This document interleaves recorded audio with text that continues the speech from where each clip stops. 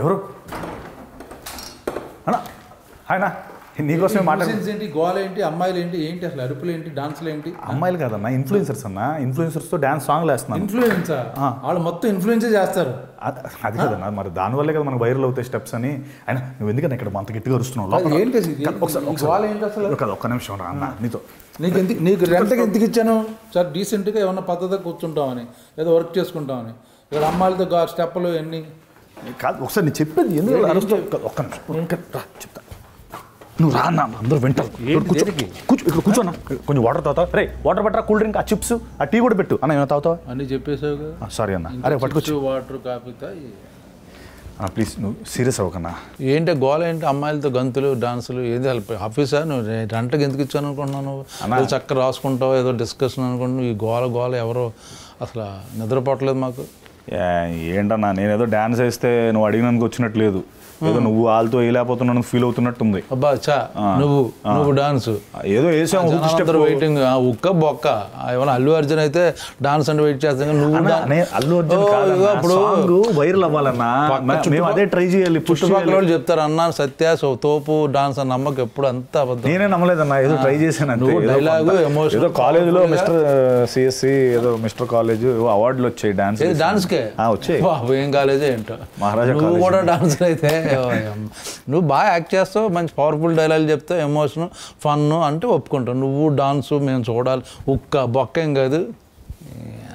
ఇంత వర్స్ట్గా మాట్లాడుతున్నావు ఏంటి? కాదు, ఇంత ఏ సినిమా ఇది? ఇది జీబ్రా అని. జీబ్రా November 22 వస్తుంది. యానిమల్స్ మీద కూడా సినిమాలు తీస్తున్నారా? చూడు, ఇది జీబ్రా అంటే మారిపోయిందా? ఇదేనా?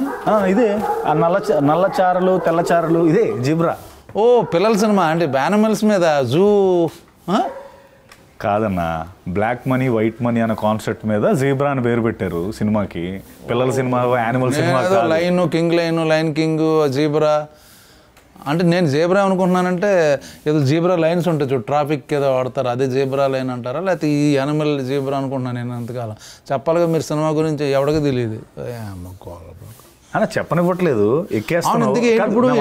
కాదు ఏంటి ఇప్పుడు ఇక్కడ ఎందుకు ఈ కెమెరాలు గోల, ఈ సీట్లు ఏంటి అసలు ఇక్కడ? అది వేరే వాళ్ళు ఇంటర్వ్యూ చేయాల్సింది, వస్తానని చెప్తే సెట్ చేసుకున్నాం. ఉందా సుమ గారు? సుమ ఎక్కడ వస్తుంది, చాలా బిజీ. పైగా మీలాంటి చిన్న సినిమాలకు సుమ రాదులే. ఎందుకంటే పెద్ద పెద్ద కాన్సెప్ట్, పెద్ద ఎక్కువ నాకు సంబంధం లేదు. ఈ మధ్య బాగా కాంట్రవర్సీ కూడా చేస్తుంది. భోజనాలు తిన్నారా, టిఫిన్ చేశారా అని. ఇంకా కథ కాస్త ఇక నుంచి ఏమైనా చేస్తే ఓకే. ఇంకా అన్న నేనేం చెప్తున్నా అంటే జీబ్రా అదే అన్నాను. నేను చెప్పేది జీబ్రా అంటే యానిమల్ అంతే కదా. జీబ్రా అంటే యానిమల్ కాదు, బ్లాక్ మనీ వైట్ మనీ. మనుషుల్లో ఉన్న బ్లాక్ అండ్ వైట్. మన మనుషుల్లో మనం ఇప్పుడు నువ్వు బ్లాక్, నేను వైట్. నేను నన్ను బ్లాక్ బ్లాక్ అంటే ఆ బ్లాక్ కదన్నా, అంటే షార్ట్ మామూలుగా నువ్వు బ్లాక్, కొన్నిసార్లు నువ్వు బ్లాక్, కొన్నిసార్లు నేను బ్లాక్, అలా మారుతూ ఉంటాం కదా లైఫ్లో. ఆ కాన్సెప్ట్ మీద డైరెక్టర్ అనుకుని పెట్టాడు ఈశ్వర్ కార్తిక్. ఇంటర్వ్యూ అంటే టీం మొత్తం ఉండాలి, నువ్వు అక్కడే ఉన్నావు. ఎవరెవరు ఉన్నారు ఈ సినిమాలో? ఒక్కడవేనా నువ్వు? నువ్వే బ్లాక్, నువ్వే వైట్? కాదన్నా, ధనంజయ్ ఉన్నాడు కన్నడ నుంచి. ఓ కన్నడ హీరో? అవును, కన్నడ హీరో ధనంజయ్. బొక్కొస్తాడా? ఎందుకు వచ్చాడు? నిన్నటి వరకు ఎక్కడే ఉన్నాడు, ఈ రోజే వెళ్ళాడు, రేపు మళ్ళీ వచ్చేస్తాడు. మొన్నంతా ఇంటర్వ్యూస్ చేశాడు తను కూడా. తర్వాత సత్యరాజ్ గారు ఉన్నారు. ఇంకోసారి ఆయన మామూలు బాహుబలి అన్ని ఆ సినిమాలకు పక్కన కీరవాణి గారు ఉన్నారు. వాళ్ళ సినిమాలకు ఏమైనా వస్తాడు కానీ మీకు నెక్స్ట్ ప్రియభావని శంకర్ న్యూజిలాండ్లో ఉందన్న, వచ్చేస్తుంది తను కూడా. బాగుంది, కవరింగ్ బాగా చేస్తున్నారు. ఫారెన్లో ఉన్నారు, అది కోయంబత్తూరులో ఉంటుంది. చెప్పు. కాదు న్యూజిలాండ్, నేను కూడా ఇప్పుడు వెళ్ళిపోవాలి, టైం అయిపోతుంది. ఇండోనేషియా వెళ్ళిపోవాలి, అక్కడ షూటింగ్ రెడీ. అక్కడి నుంచి మళ్ళీ వేరే కంట్రీకి వెళ్ళిపోవాలి, స్పెయిన్. జెనిఫర్ అని మన ఆవిడ కూడా ఫారెన్లో ఉందా? ఆవిడ బ్రెజిలియన్ అన్న, డైరెక్ట్ ఫారెన్ ఆవిడ. ఇంకా తర్వాత సునీల్ అన్న ఉన్నాడు. సునీల్ ఇంకా సత్య ఏమో నిన్నే యుఎస్ నుంచి వచ్చాడు. ఫుల్ మత్తులో ఉన్నాడు. మత్తు అంటే మత్తు వదలరా, ఆ హ్యాంగ్ ఓవర్ లో ఉన్నాడు. అటు వస్తానని చెప్పాడు, ఫోన్ ఎత్తాడు అంటాడు అంతే. అన్ని చోట్ల అది చేస్తున్నప్పుడు ఆ షూటింగ్కి వెళ్ళట్లేదు ఆడు, మత్తు వదలరా అని చెప్పి. నువ్వు ఇంటర్వ్యూలకి ఏమొస్తాడు? నువ్వైతే నువ్వు ఓకేనా అంటే ఏదో నేను నీ పక్కన ఇంట్లో ఉన్నానని ఒక పాపానికి నువ్వు ఇంత దారుణంగా మాట్లాడక్కర్లేదు. జాలిగా ఉంది నాకు. ఎందుకు జాలన్నా? ఏంటి ఇప్పుడు నువ్వు జీబ్రా అంటే అంత థియేటర్కి పొలం జనాలు వచ్చేస్తారా? వస్తారన్నా? ఇప్పుడు నువ్వు మాట్లాడిన స్టార్ కాస్ట్ అంతా ఉంది కాబట్టి వస్తారు కంపల్సరీ. ఏరే వాళ్ళు ఇక్కడ వాళ్ళు వస్తారు. ఫస్ట్ నేను నీతో అంటే నీతో ఇంటర్వ్యూలో మిగతా వాళ్ళందరూ వాళ్ళని చూడడానికి థియేటర్కి వచ్చేస్తారు. అమ్మ గోళంలో వస్తారన్నా. ఓటీటీ రిలీజ్ ఎప్పుడు? అది ఇంకా డిసైడ్ అవ్వలేదన్నా. అది తెలిసినా నీకు చెప్పను. నువ్వు అది ఓటీటీలో చూద్దాం సినిమా. నువ్వు ఓటీటీ స్టార్ కదా అన్న. ఓటీటీలో చూడటం ఏంటన్నా? మరి దేనికోసం చేశాను అన్న సినిమా? November 22 థియేటర్లో ఇప్పుడు November 22 రిలీజ్ అవుతుంది. అవునన్నా. ఏం చేస్తున్నా మీ సినిమాకి? మీ సినిమాకి ఎందుకు రావాలి? ఎందుకు రావాలంటే రవి బసూర్ మ్యూజిక్ డైరెక్టర్ ఉన్నాడు. ఏది రవి బసూర్? KGF, సలార్. మీకు అంటే ఏంటన్నా మా సినిమాలకి కొట్టకూడదు అంటే మా సినిమాలకి కొట్టకూడదన్నా? నీ ఉద్దేశం ఏంటి? డెఫినెట్ కొట్టాలి మిమ్మల్ని. అలా కాదు, మ్యూజిక్ కొట్టకూడదా అంటున్నాను నేను. మీ సినిమాలకి ఎందుకు చేస్తాడని? మా సినిమాలు చేసాడన్నా. ఇప్పుడు మరి రవి బసూర్ మ్యూజిక్ చేయలేదా మా సినిమాకి? ఎవరు చేశారు అనుకుంటున్నావు మరి? మీరు ఉట్టిన పేర్లు వేసుకున్నా. రవి బసూర్ మ్యూజిక్ డైరెక్టర్ ఆయన. నెంబర్ 1 మాదాన్ని చేసాడు. సలార్ 1, సలార్ 2. అవును. మొన్న మా సినిమా జీబ్రా మా సినిమా యాడ్ చేయి. వాళ్ళు ఇప్పుడు రవి బసూర్ వాళ్ళ బసూర్ ఊర్లో మా పోస్టర్ కూడా ఉంది అక్కడ. నేను కనుక్కోవాలి ఒకసారి రవి బసూర్ గారు చేస్తున్నారు లేదు. ఇంకా చెప్పే ఇంకోటి పేరు రవి బసూర్. స్టార్ కాస్ట్ ఉంది. కెమెరా సత్యాన ఆయన ఆల్రెడీ చాలా PC శ్రీరామ్ అంటామేమో అని భయం వేసింది. ఓకే ఎటకారం బాగా ఎక్కువైపోయిందన్న నీకు. చెప్పు నెక్స్ట్. తర్వాత ఈశ్వర్ కార్తిక్ తమిళ్ స్క్రిప్ట్ అదరగొట్టేసాడు. స్క్రిప్ట్ తమిళ స్క్రిప్ట్ బాగుంటుంది. బాగా చేస్తారు వాళ్ళు. అండ్ ఇంకేముందన్న ఇదే ఇవన్నీ సరిపోవా సినిమాకి రావడానికి? నువ్వు 2-3 నువ్వు టెక్నీషియన్ 3 పేర్లు చెప్పావు, 4 యాక్టర్లు చెప్పావు. అని 4 ఎక్కడ చెప్పానన్నా? 2 ఫారెన్ అమ్మాయిలు. ఓకే, మేము ఒకడేమో తమిళనాడు కన్నడ, ఒకడేమో సత్య మత్తు వదలరా. వీళ్ళు పెట్టేసుకుంటే మీ సినిమా పొలవంటి వచ్చేస్తారా? అన్న కొంచెం టికెట్ ఫస్ట్ November 22 ప్లీజ్ అని ఒక టికెట్ ముందే బుక్ చేసి పెట్టారు. సర్లే అన్న, నీలాగా ట్విట్టర్లో పోస్టులు పెట్టి డిలీట్ చేసే రకం కాదులే అన్న. హ్యాక్ అయింది కష్టపడి హ్యాక్ అది నోరా మూసినదా హ్యాక్ నువ్వు పెట్టి డిలీట్ చేసి. అప్పుడు అవును హ్యాక్ చేశారు కాబట్టి మేము తర్వాత ఎవడన్నా హ్యాక్ చేసింది? వంశీగారికి చెప్పాడు హ్యాక్ అయిందన్న అని కంప్లైంట్ ఇస్తే డిలీట్ చేసాం.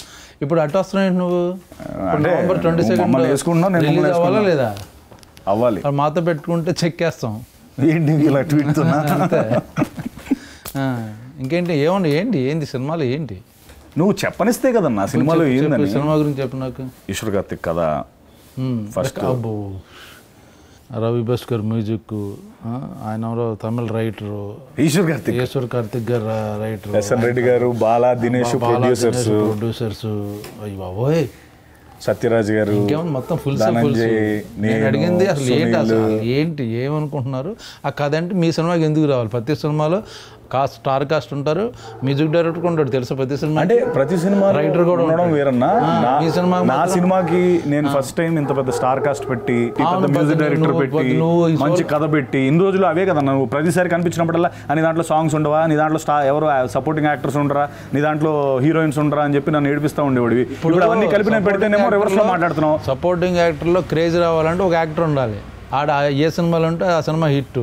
వాళ్ళు లేకుండా సినిమా తీసు అదే కదా నాకు డౌట్. ఇక్కడ ఎవరు వరుస సపోర్టింగ్ యాక్టర్ ఎవరైనా? ఇంకంతేలే నీకు ఎవరు బ్రహ్మ. ఓ సారీ అన్న, నీ గురించి సినిమా తీసేసావు నువ్వు.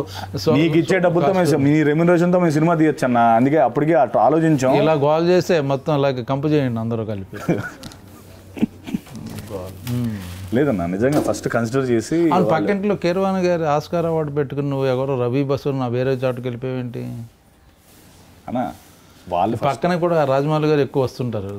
వాళ్ళని అడిగి ఏమన్నా లైన్లో కొంచెం హెల్ప్ చేయండి, 2-3 సీన్లు చెప్పండి అని అడగచ్చు కదా. అంటే నేను చూసినప్పుడల్లా లోపలికి వెళ్ళిపోతున్నారు. అవును, నీ గురించి వచ్చి సత్యాన్ని తొంగి చూసి ఏ సినిమా చేస్తున్నావు కొంచెం వర్క్ చేసి పెట్టినా అని అడుగుతారు కదా.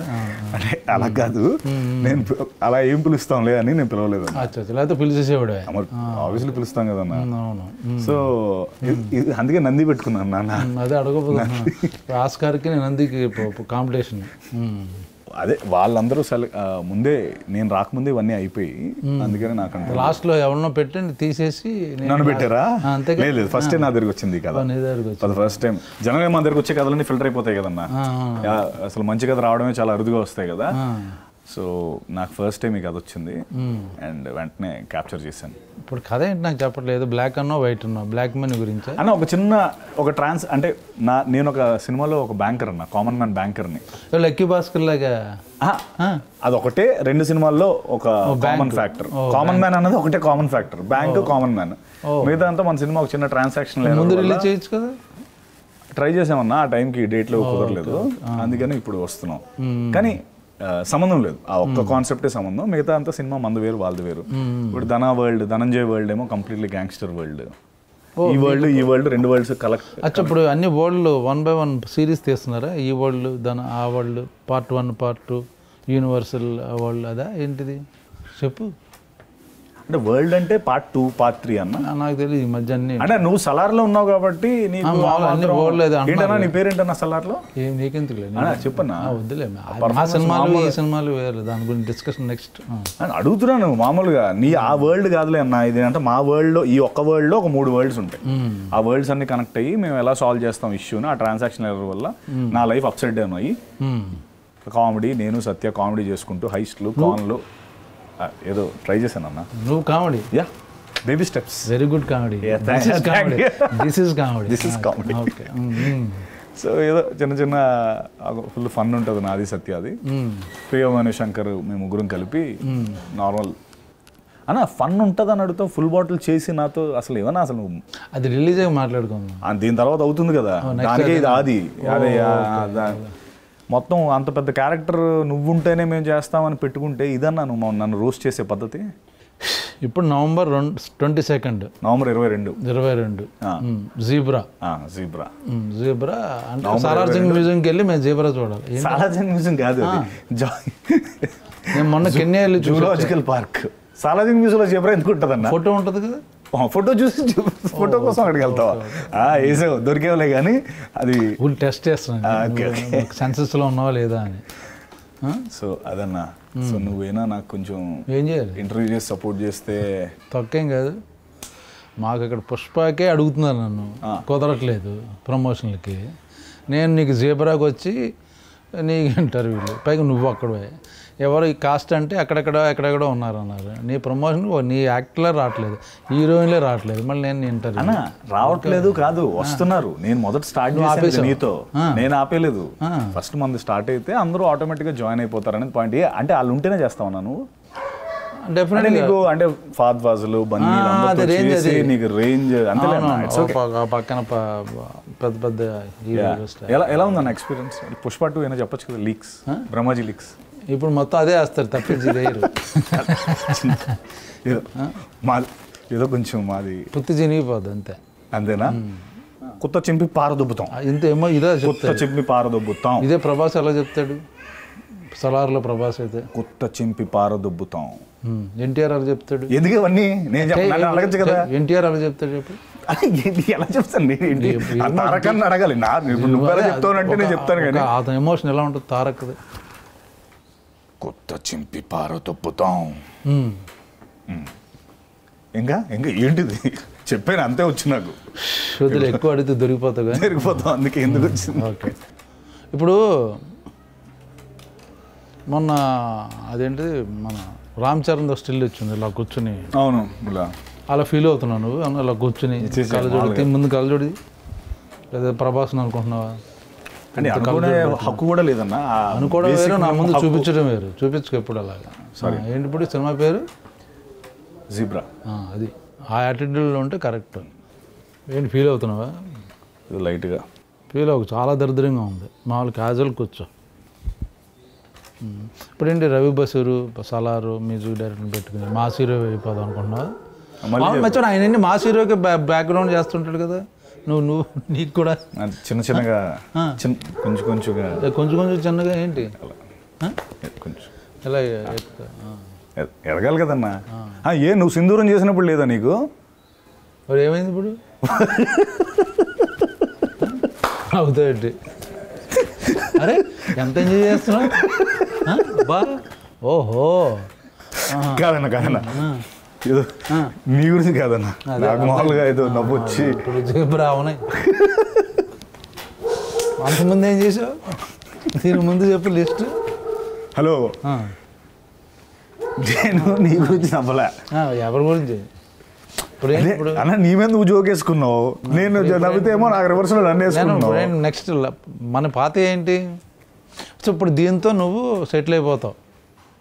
మంచి సినిమా చేశాను జీబ్రా, బ్రహ్మాండం సపోర్టింగ్ కాస్ట్ ఉంది. ఎస్ అన్న, బ్రహ్మాండం కథ ఉంది, అంటే కాదన్న డైరెక్టర్ ఉన్నారు కాబట్టి ఈ సినిమా చాలా హెల్ప్ అవుద్దని అనుకుంటున్నావు. నేను నిజంగా దేవుని ప్రార్థిస్తున్నాను నీ సినిమా సూపర్ డూపర్ హిట్ అవ్వాలి. ఎందుకంటే తల్లి నాకు కరెంట్ బిల్ కట్టట్లేదు 4 నెలల నుంచి. ఈ సినిమాతో నువ్వు నాకు 2 నెలల నుంచి రెంటో కట్టట్లేదు.